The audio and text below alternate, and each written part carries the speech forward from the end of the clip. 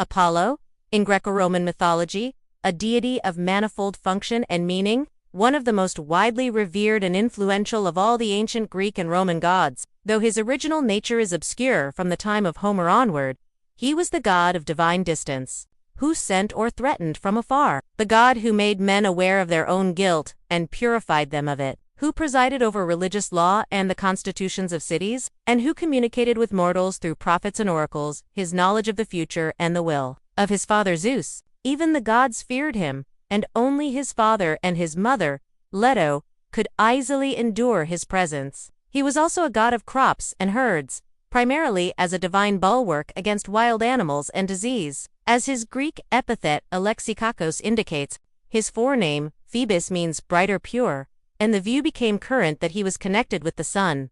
See Helios. Orestes. Traditionally, Apollo and his twin, Artemis, were born on the Isle of Delos, in which a boy reenacted the slaying of the Python, and was temporarily banished to the Vale of Tempe. From there, Apollo went to Pytho, where he slew Pytho, the serpent that guarded the area. He established his oracle by taking on the guise of a dolphin, leaping aboard a Cretan ship, and forcing the crew to serve him. Thus, Pytho was renamed Delphi after the dolphin, and the Cretan cult of Apollo Delphinius superseded that previously established there by Earth. Coronis was shot by Apollo's twin, Artemis, when Coronis proved unfaithful, and Cassandra rejected his advances and was punished by being made to utter true prophecies that no one believed. With healing and prophecy, he was highly revered by the Emperor Augustus, because the Battle of Actium was fought near one of his temples. During the Archaic period, the fame of the Delphic oracles spread as far as Lydia in Anatolia and achieved Panhellenic status. The god's medium was the Pythia,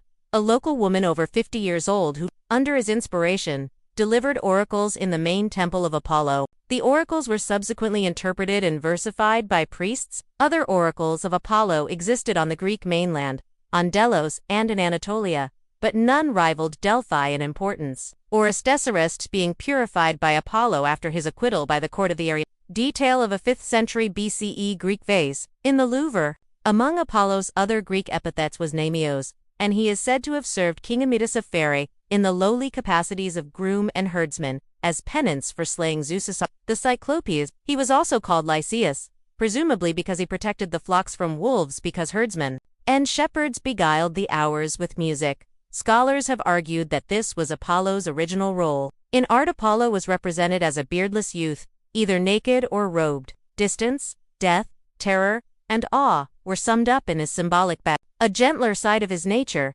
however, was shown in his other attribute, the lyre, which proclaimed the joy of communion with Olympus through music, poetry, and dance. Temple of Apollo, Corinth, Greece. Temple of Apollo, Corinth, Greece. The ruins of the Temple of Apollo in Corinth, Greece. Though Apollo was the most Hellenic of all gods, he derived mostly from a type of god that originated in Anatolia and spread to Egypt by way of Syria and Palestine. Of the Greek festivals in honor of Apollo, the most curious was the octennial Delphic Apollo with lyre. Apollo with lyre, Roman marble statue of Apollo with lyre. Although Apollo had many love affairs, they were mostly unfortunate.